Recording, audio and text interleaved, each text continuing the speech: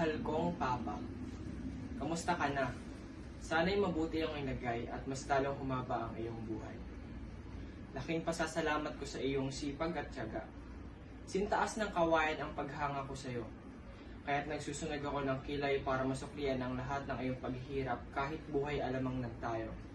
Ay sisikapin kong makapagtapos ng pag-aaral. Ikaw ang magiging posporo sa aking daan upang maabot ko ang ating kaginhawaan. Kaya't sana'y huwag muna magpapantay ang iyong mga paa upang matumbasan ko ang iyong paghihirap at pagmamahal.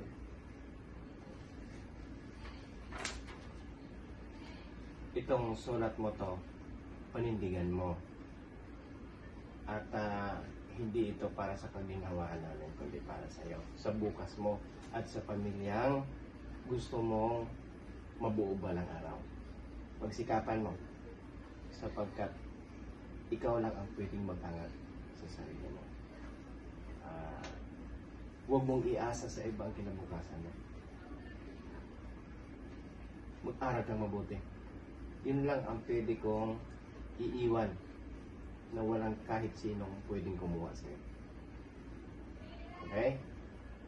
Panindigan mo kung ano ang mga sinulat mo rito. At yan ay babantayan.